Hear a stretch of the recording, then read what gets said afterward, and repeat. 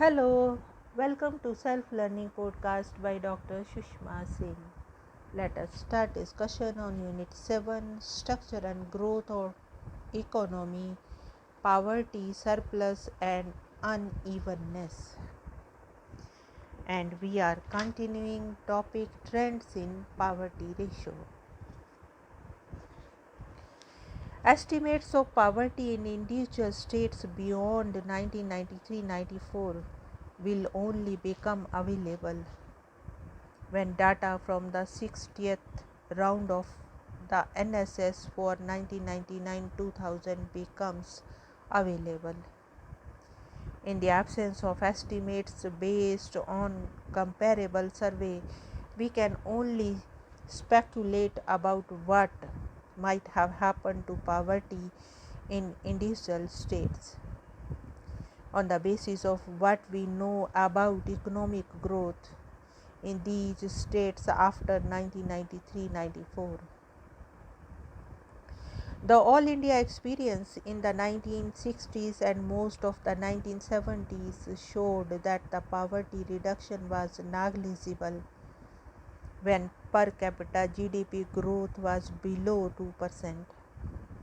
But it began to decline when per capita growth accelerated to 3% and more in the late 1970s and 80s.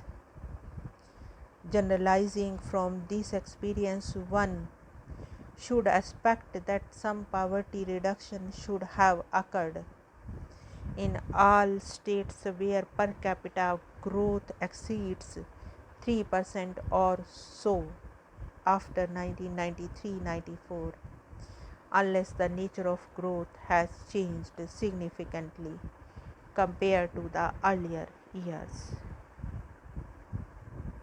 In India, no one has done more to bring objectivity to this debate than Dr. Surjit Bhalla of Oxus Research.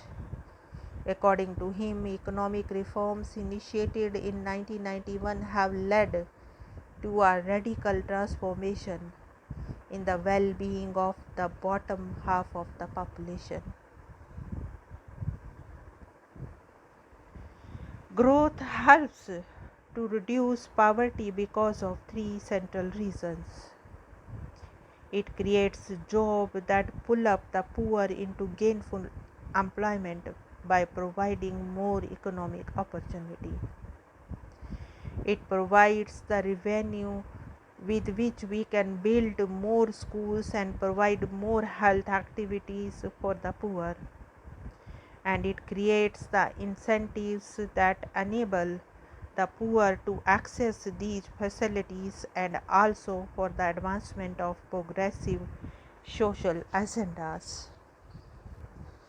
The Indian experience has been that our policies produced an annual growth rate of nearly 3.5% for almost a quarter of a century up to the early 1980s. The economist Raj Krishna described this as the Hindu growth rate. The low growth rate, according to the economist, was as a result of four sets of policies. Anti-globalization policies that meant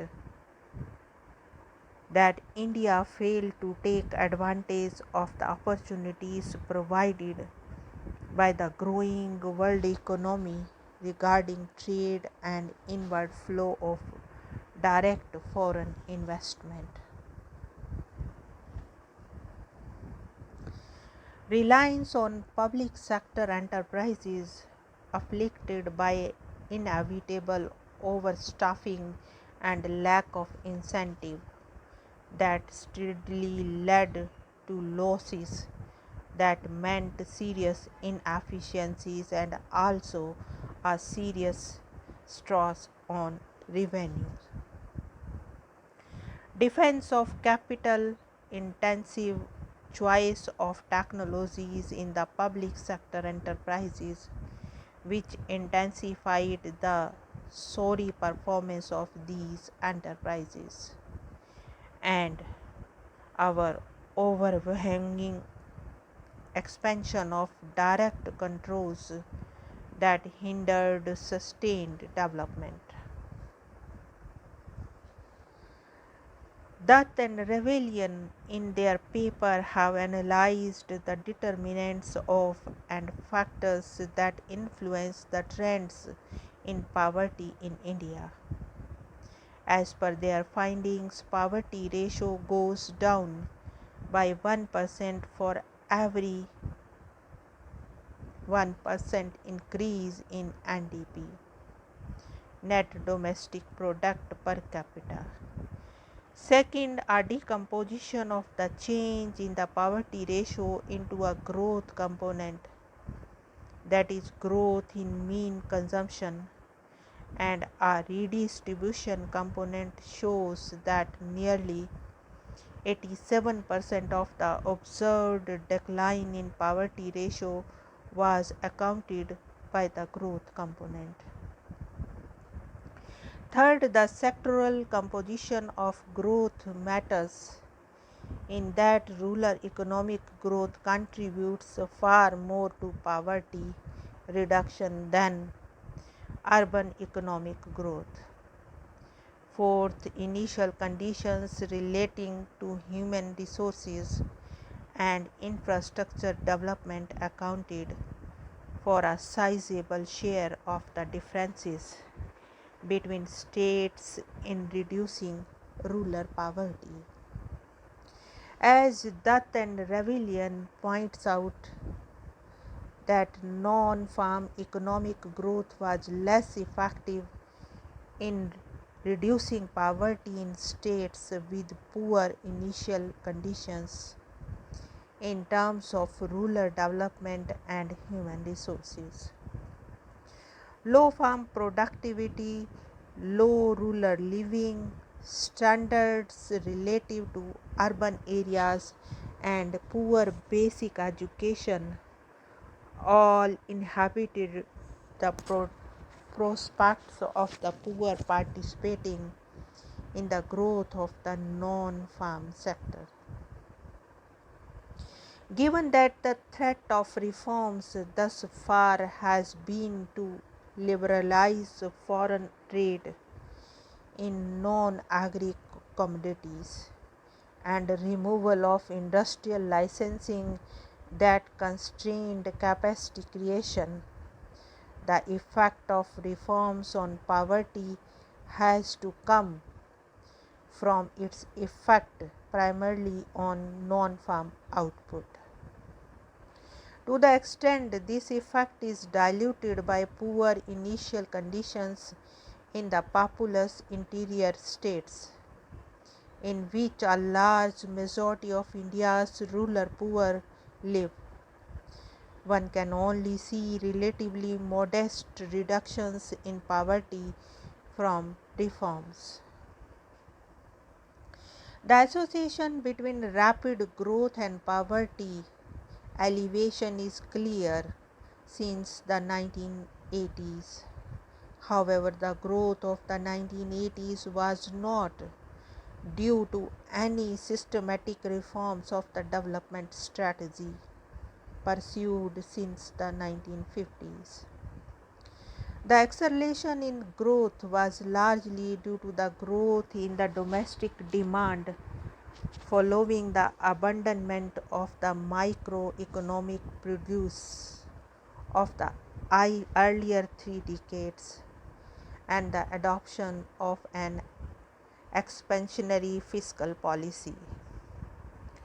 This reckless macroeconomic expansionism with no fundamental reform of severe microeconomic distortions led to growing fiscal deficit that were financed by the increasingly costly domestic and external debt. Clearly, the fiscal situation was unsustainable and led to macroeconomic and balance of payment crisis of 1991. Thus, stabilization and systematic reforms were unavoidable given the economic situation India faced in 1991. But the question was not whether reforms could have been avoided, but one of ensuring that the poor share in the benefits. The reforms have made substantial progress in some, but not all sectors of the economy. Given that poverty is largely a rural phenomena, more than 80% of India's poor live in rural areas, and that casual laborers in agriculture and in non-farming activities and marginal farmers constitute a large part of the poor. For reforms to have a substantial impact on poverty, the growth it generates has to be labor intensive and it has to extend to rural areas. Unfortunately, the reform process so far has not adequately met this destination. First, the reforms process has hardly touched agriculture. Not only Indian agriculture is largely insulted from world market, but also there are restrictions on domestic trade in agricultural commodities, such as monopoly procurement by government in Maharashtra and export restrictions on cotton, restrictions on interstate movement of certain commodities on private account, and so on. The second, there have been no reforms of the labor market regulations. A small part, less than 10% of the labor force that is employed in organized manufacturing and the public sector enjoys job security, relatively high wages and other prerequisites. The rest of the labor force has no protection. Third, there is a crippling regulation that reserves certain commodities for production by the small scale industries. This has led to insufficient and suboptimal capacity of farms. Moreover, certain dynamic export commodities such as garments, leather products, shoes, and toys are reserved for the small scale sector, which has led to countries like China outperforming India in gaining export shares. Fourth, the benefits of foreign trade and investment licensing reforms would depend also on other conditions such as availability of adequate power, efficient and inexpensive transport and telecommunications, particularly rural road and telephones, and improvement in the educational attainment of the labor force. As the study of rebellion and the death suggests, the poverty alleviation potential of the growth induced by the reforms would have been much higher had these factors been more favorable than they have. In conclusion, it can be said that there is some evidence that the decline in poverty has slowed down after the initiation of reforms of 1991. Since the reforms were unavoidable, the real question is how to make the growth induced by reforms more effective in alleviating poverty.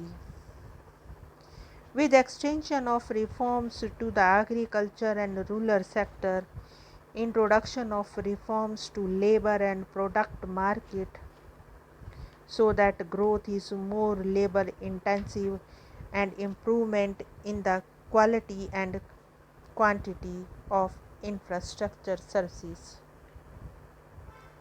as well as the educational attainment and deepening the reforms, the decline in poverty would considerably accelerated.